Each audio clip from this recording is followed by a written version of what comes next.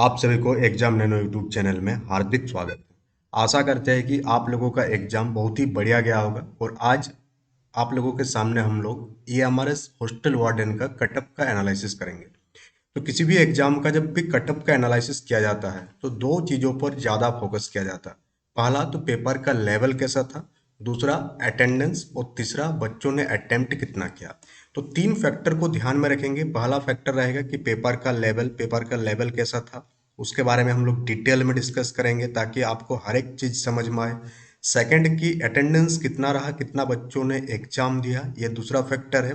और तीसरा फैक्टर आपका हो जाएगा कि नंबर ऑफ वैकेंसी कितना है, कि टोटल नंबर ऑफ वैकेंसी जो है वो कितना है और बच्चों ने डिफिकल्टी लेवल के आधार पर कितना सेफ अटेम्प्ट किया होगा। तो डिटेल में बने रहिएगा, कंप्लीट वीडियो देखिएगा तो आपको हर एक चीज़ समझ में आएगा। और वीडियो को लाइक और शेयर जरूर कीजिएगा। चैनल में नए हैं तो चैनल को सब्सक्राइब कर लीजिएगा।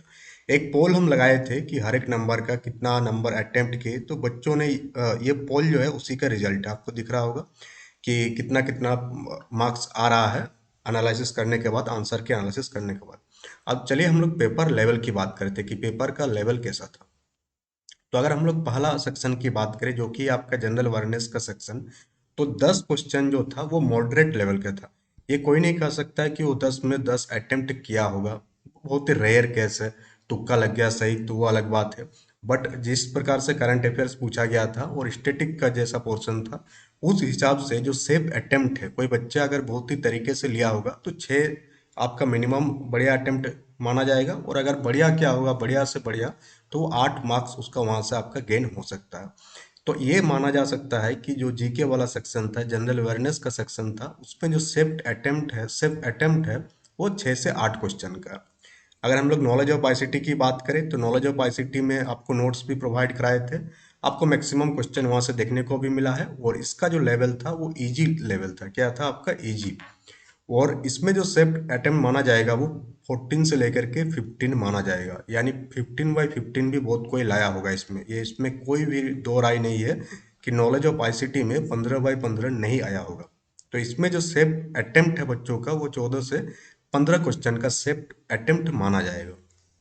अगर हम लोग रीजनिंग सेक्शन की बात करें तो ये जो पेपर का लेवल था वो मॉडरेट लेवल का पेपर था, यानी कि इसमें भी आसानी से 15 नंबर गेन किया जा सकता था। बट ड्यू टू प्रेशर और एग्जाम हॉल का जो एक फोबिया होता है और भी माहौल होता है, उस हिसाब से अगर हम लोग मान लें तो एक सेफ अटेम्प्ट जो है 12 से लेकर के 15, यानी कोई अगर 12 क्वेश्चन से 15 क्वेश्चन लगाया होगा सही तरीके से तो उसको सेफ अटेम्प्ट में काउंट किया जाएगा, यानी मिनिमम 12 क्वेश्चन। इसमें मिनिमम 14 क्वेश्चन, जीके में मिनिमम 6 क्वेश्चन। उसी टाइप से अगर हम लोग इंग्लिश का सेक्शन को देखें, जो जनरल जनरल इंग्लिश वाला सेक्शन है, उसमें जो है आपका इजी था। क्या था? पेपर इजी था। इंग्लिश का जो पैसेज पैसे बोले वॉइस पूछा गया था, आपका पार्ट्स ऑफ स्पीच पूछा गया था, तो ये सारा आपका बेसिक लेवल का इंग्लिश था, क्लास 9-10 लेवल का, तो उसको हम लोग इजी मान सकते हैं। बट इसमें भी हम लोग मिनिमम सेफ स्कोर मान के चलेंगे कि 7 क्वेश्चन तो सही किया होगा जो बढ़िया से तैयारी किया होगा। और जो और बढ़िया से क्या होगा तो इजीली 10/10 भी गेन किया जा सकता था इंग्लिश में। अगर हम लोग हिंदी वाला पोर्शन की बात करें तो हिंदी आपका इजी टू मॉडरेट था। क्या था? इजी टू मॉडरेट था। जो जनरल हिंदी था वो तो आसान था, बट जो आपका जो पेपर जो लैंग्वेज एक चूज करना था उसमें हिंदी थोड़ा सा मॉडरेट लेवल का था।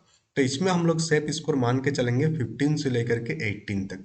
अब आता है मैथ का सेक्शन, क्वांट का सेक्शन। क्वांट का सेक्शन बहुत ही ज़्यादा टफ था। इसको इजी अगर कोई कह रहा तो मतलब किस लेवल पर कह रहा है, या तो पता नहीं कि लेवल क्या होता है ये सब चीज़। बट इसका मॉडरेट भी नहीं कह सकते, मॉडरेट से हाई और टफ था। यानी टफ जहाँ से स्टार्ट होता है और टफ जहाँ पर खत्म होता है उसके बीच में था आपका क्वांट। कहाँ था? टफ जहाँ से शुरू होता है, यानी मॉडरेट जहाँ खत्म होना स्टार्ट होता है, और टफ शुरू होना स्टार्ट होता है, और जहाँ पर टफ खत्म होता है ना, वो लेवल था क्वांट का। क्वांट का क्वेश्चन सब हम जब देखे, 30 क्वेश्चन पूछा गया था। ये पॉसिबल ही नहीं था कि उतना कम टाइम में 30 कोई बना दिया होगा।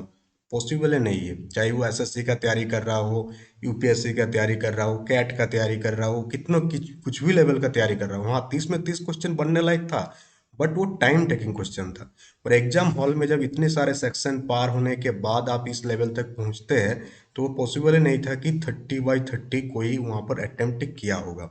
अगर वो किया होगा तो मेरा सजेशन है उस बच्चों को कि आप कैट का तैयारी कीजिए, आईआईएम में जाइए, बढ़िया कैरियर सेट होगा आपका। इस सब में कुछ नहीं रखा है किसी का, अगर 30/30 इसमें अगर आ रहा होगा तो ये जेन्युइन सजेशन है मेरा कि आप बहुत ही ज़्यादा टैलेंटेड है और आपको जो है कहीं और जाना चाहिए जहाँ से आप बढ़िया से लीड कर सकते हैं बाकी चीज़ों को। ये हॉस्टल वार्डन में आना, जिसका मैथ में 30 में 30 आ रहा है, नहीं आना चाहिए। अगर 30 में 30 आ रहा तो या तो उसको एसएससी सीजीएल का बढ़िया सा तैयारी तैयारी कर लेना चाहिए, या उसको कैट का तैयारी करके आईआईएम वगैरह जाना चाहिए और बढ़िया सा एमबीए वगैरह करके पैकेज लेना चाहिए। ये सब रहने दीजिए उन लोगों का जिन लोगों का मार्क्स थोड़ा कम आ रहा है। तो इसमें जो है क्वांट सेक्शन की अगर हम लोग बात करें तो सेफ अटेम्प्ट माना जाएगा 18 से लेकर के 20। अगर आप 20 क्वेश्चन तक बनाए हैं तो बहुत ही बढ़िया है, 18 बना है तो भी आपसे आप अच्छा किए हैं। आप ये मन में गिल्टी नहीं रखिएगा कि आपसे क्वांट नहीं बना, जाने दीजिए दूसरा एग्जाम देख लीजिएगा अगर इसमें नहीं हुआ तो।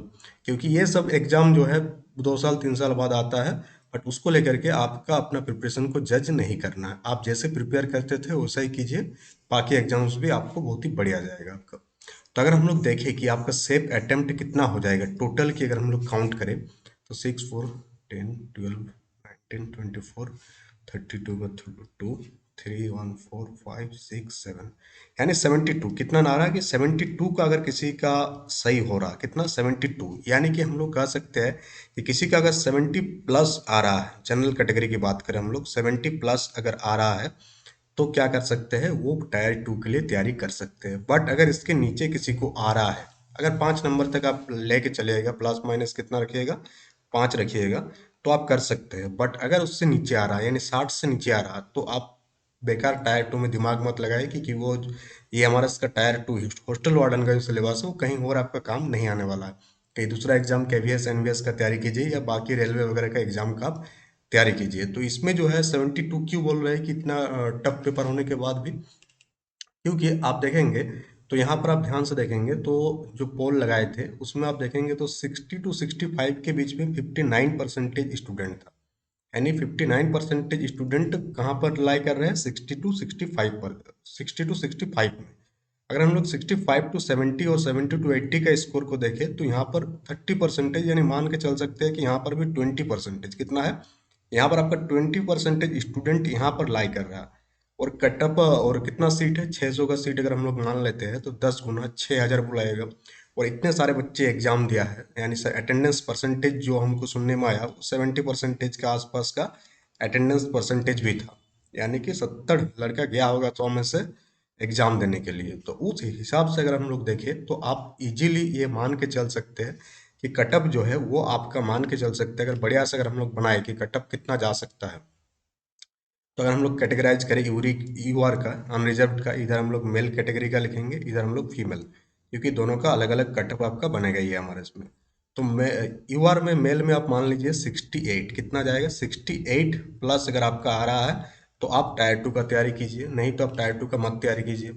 अभी बहुत सारे कोचिंग वाला कटअप कम लेकर आएगा, क्यों, क्योंकि उसको टायर 2 का क्लासेस सेल करना होगा, टायर 2 के लिए बैचेस लॉन्च करना होगा, इस चीज़ को ध्यान रखिएगा। तो उसमें उसके फेरा में मत पड़ जाइएगा। तो 68+ आपका मेल में। अगर हम लोग फीमेल में बात करें इसी को, तो फीमेल में आप मान के चलिए कि 65+ अगर आपका आ रहा है तो आप जनरल कैटेगरी से अगर बिलोंग करते हैं तो आप तैयारी कर सकते हैं किसका, आप मेंस का तैयारी कर सकते हैं।